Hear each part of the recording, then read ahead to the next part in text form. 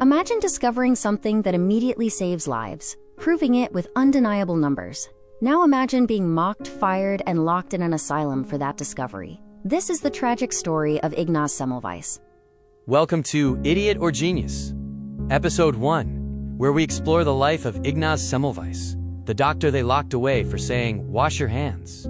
In Vienna in the 1840s, one of Europe's best hospitals held a deadly secret. 1 in 3 women in the maternity ward were dying from childbed fever. The cause was unknown, and the diagnosis was always fatal. The hospital had 2 wards with radically different outcomes. Ward 1, run by doctors and students, had a catastrophic death rate. Ward 2, run by midwives, had a dramatically lower mortality rate. Same building, same city, same patients. Ignaz Semmelweis, a young, brilliant, and obsessive doctor, noticed a pattern. Every morning, doctors began by dissecting corpses in the autopsy room. They then walked directly to the maternity ward, without washing their hands, examined living women, delivered babies, and then women died.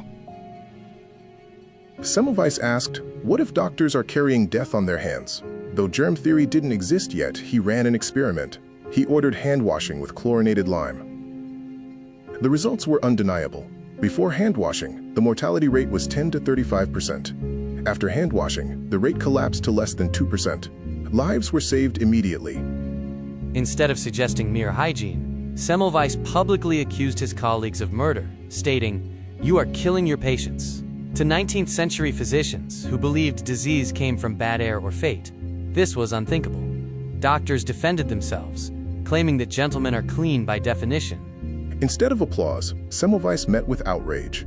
Senior doctors were furious because accepting the truth meant accepting guilt. They silenced him, dismissed his ideas, and he lost his position. Hand-washing policies were abandoned, and tragically, deaths rose again. The cost of being right was immense. Semmelweis spiraled into paranoia and obsession, and was eventually committed to an asylum. Inside, he was beaten by guards and died of sepsis, the very thing he spent his life trying to stop. Years later, the medical world quietly admitted he was right. Germ theory was discovered, and antiseptic technique became standard.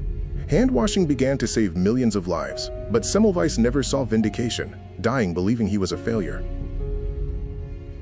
If you are right but cannot convince anyone, what are you? A genius ahead of his time?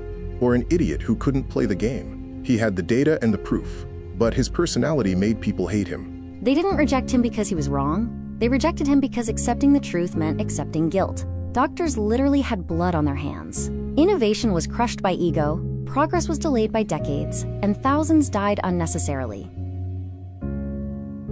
Ignaz Semmelweis saved lives but destroyed his own. He was scientifically correct and changed medicine forever, yet socially catastrophic and paid the ultimate price. History vindicated him, but only after his death.